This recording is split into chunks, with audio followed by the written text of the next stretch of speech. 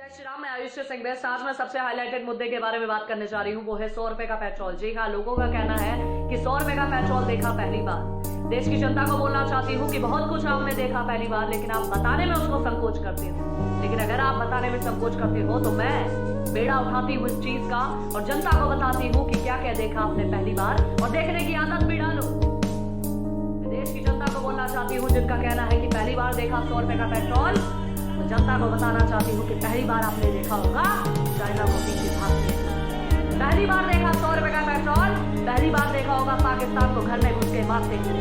पहली बार देखा आपने 100 रुपए का पेट्रोल, पहली बार देखा होगा दुनिया को भारत से वैक्सीन मांगते हुए। पहली बार देखा आपने 100 रुपए का पेट्रोल, पहली बार देखा होगा आपने किसानों के खाते में सीधा 6000 रुपए जाते।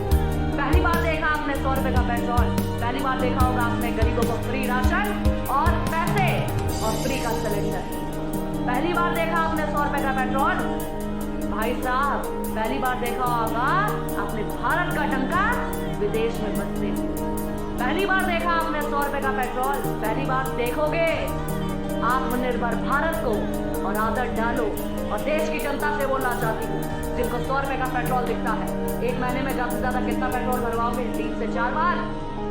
आपके अगर 10 से 20 रुपए भी, अगर महीने में 40 से 50 रुपए भी ज्यादा अगर नहीं खर्च करने का दम रखते हो, तो कैसे उम्मीद करते हो कि देश का जवान आपके लिए और देश के लिए सरहद में बैठकर गोली खाए और किसी का बेटा शहीद हो जाए? जब आपकी सोच इतनी है 50 रुपए को गार्ड बांधने की, तो दूसरे के बच्चे की जिंदगी क्यों दांव पे लगवाते हो? 100 रुपए का पेट्रोल देखते हो। मैं देश की जनता से बोलना चाहती हूँ, अगर आप में तड़ नहीं है एक महीने में देश के लिए या देश की सुरक्षा के लिए 50 रुपए ज्यादा भरने के लिए, तो अपनी गाड़ियों में आग लगा दो। क्योंकि आपकी सोच पर यह है कभी भारत की स्थिति डामाडोल होगी, आप तो कहोगे भाई मुझे 100 रुपए का पेट्रोल नहीं चाहिए, मुझे तो 40-50 में चाहिए। अगर इतना बनता है तो ठीक है, वरना देश को बेच दो, लेकिन मेरा पेट्रोल कम में होना चाहिए। आपकी सोच ऐसी है तो भाई साहब अपनी सोच अपने पास रखो।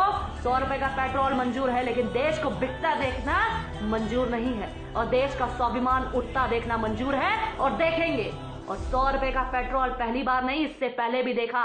अगर उस समय भी आवाज उठा दी होती तो आज देश के हालात, अपने लिए कभी आवाज उठा दी होती तो आज आपका धर्म खतरे में ना होता और देश खतरे में। आपने कभी सोचा कि कोरोना काल में जब देश में महामारी चल रही है, देश का प्रधानमंत्री देश के लिए, देश के लोगों के लिए और सेना को मजबूत करने के लिए, देश को मजबूत करने के लिए राफेल ला रहा है, लेकिन आपको तो 100 रुपए का पेट्रोल दिखता है। राफेल की कीमत किसी को नहीं दिखती। किसी ने नहीं बोला कि महामारी चल रही है, आर्थिक स्थिति डामाडोल है, लेकिन फिर भी राफेल आ रहा है। बोलना चाहती हूँ, अगर इतने सवाल आपने पहले पूछे होते तो आज देश की स्थिति क्या होती या आपके सामने होता। लेकिन आपको तो 100 रुपए का पेट्रोल दिखता है। वो हैदराबाद को वैसे कहता है कि बाबरी कभी मरी नहीं, हम तो बाबरी लेके रहेंगे।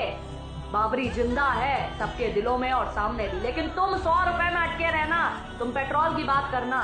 ये जो राम मंदिर भी कोरोना काल में मिला है, इसके ऊपर भी खतरा है, लेकिन तुम्हें क्या फर्क पड़ता? तुम्हें तो 100 रुपए का पेट्रोल के बारे में बात करोगे ना।